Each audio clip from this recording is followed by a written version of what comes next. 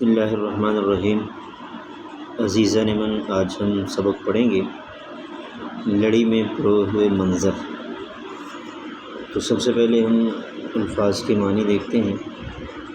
شعور کہتے ہیں عقل کو، دانائی کو اور دانست کو۔ معاشرت کہتے ہیں رہن سہن کے جو انداز ہوتے ہیں ان کو معاشرت کہا جاتا ہے۔ معیشت کہتے ہیں روزی روٹی رزق کمانے کے جو انداز ہوتے ہیں ان کو معیشت کہتے ہیں۔ اور تاریخ کا معنی ہوتا ہے ہسٹری، ماضی، گزرا ہوا وقت۔ اور حیرت کا معنی حیرانی اور ہکا بکا ہونا ہے، ورطہ حیرت میں ڈوب جانا کسی چیز کو دیکھ کر۔ اور عبرت کا معنی نصیحت اور سبق ہوتا ہے۔ بار بار روندا ہوگا یعنی پاؤں تلے مسئلہ ہوگا۔ تمازت کے عالم میں یعنی گرمی کے عالم میں، گرمی کی صورتحال میں۔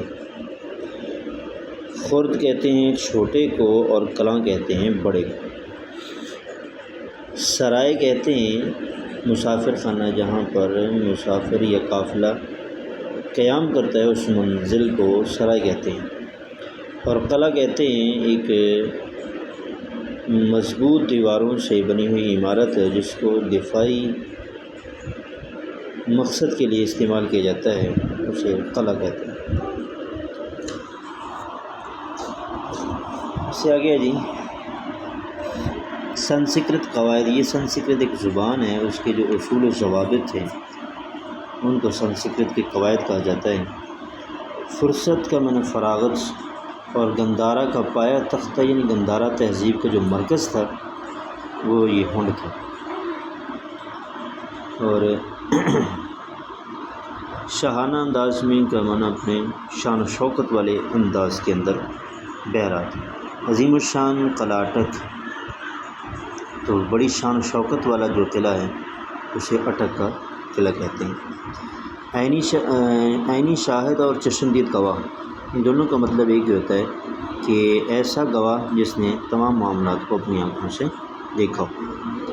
اور پیش رو کا معنی پہلے آنے والا ہے، بادشاہ جو ہے اس کو پیش رو کہتے ہیں، یہ پہلے آنے والی جو بھی لوگ ہیں ان کو پیش رو کہتے ہیں۔ مملکت کا معنی ملک اور حکومت کے ہوتے ہیں، ریاست کے ہوتے ہیں۔ آگے ہے جی کسٹم اور ایکسائز۔ کسٹم وہ محکمہ ہوتا ہے جو درآمدات اور برآمدات والی چیزوں کو دیکھتا ہے اور ان پر ڈیوٹی اور ٹیکس وصول کرتا ہے۔ اور ایکسائز کا محکمہ وہ محکمہ ہوتا ہے جس میں ملک کے اندر کی جو چیزیں ہوتی ہیں ان پر جو ڈیوٹی ہوتی ہے، جو محصولات ہوتے ہیں ان کو وصول کیا جاتا ہے۔ دلکش کا معنی دل فریب اور جھرنا کہتے ہیں وہ چشمہ جس کا پانی اونچائی سے گرتا ہو۔ رونق اور عبرت کی جگہ یعنی خوبصورتی بھی ہے وہاں پر اور سبق آموز جگہ ہے، یعنی انسان کو وہاں سے سیکھنے کو بہت کچھ ملتا ہے، سمجھنے کو بہت کچھ ملتا ہے۔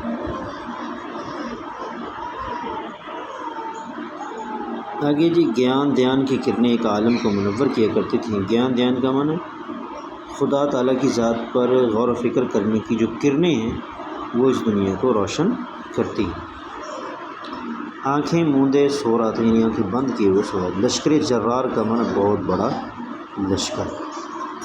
قند کی ڈلی کا معنی چینی یا شکر وغیرہ کی ایک مٹھائی کی ڈلی ہے، اس کو قند کی ڈلی کہتے ہیں۔ دالان کہتے ہیں ڈیوری کو، جو ڈیڑھی نہیں ہوتی، راہداری، کوریڈور، اور برآمدے کو بھی دالان کہہ دیتے ہیں۔ اور مطب کا معنی ہوتا ہے کلینک، ڈسپینسری، میڈیکل سٹور وغیرہ جو اس کو مطب کہتے ہیں۔ آگے جی سوالوں کے جواب۔ مصنف کو بالا حصار سے نیچے آنے کے بعد ایک پتھر پر لکھا نظر آیا شاہراہ پاکستان۔ وادی پشاور نظر آ رہی تھی سرسبز، اور مورخوں نے ہندوستان کا دروازہ کہا تھا ہونڈ کو۔ اٹک کا نام رکھا تھا اکبر اعظم نے۔ سکھوں کا مشہور گرودوارہ واقع حسن ابدال میں، اور نوشہرہ کے قریب آ جانے کی پہچان تھی دریائے کابل۔ آگے سوالوں کے جواب۔ مصنف کو وادی پشاور کیسی نظر آ رہی تھی؟ تو سرسبز نظر آ رہی تھی۔ محمود غزنوی نے راجہ جے پال کو کس جگہ شکست دی تھی؟ وہ ہنڈ کا مقام تھا۔ اٹا کا قلعہ کس دریا کے کنارے بنایا گیا تھا؟ تو دریائے سندھ کے کنارے۔ وہ کون سا بادشاہ تھا جسے جگہوں کے نام رکھنے کا بڑا شوق تھا؟ اسے اکبر بادشاہ کہتے ہیں، اکبر اعظم کہتے ہیں۔ مورخین کے نزدیک لاہور سے کابل جانے والی شاہراہ پر حسین ترین منزل کون سی ہے؟ اور وہ ہے حسن ابدال۔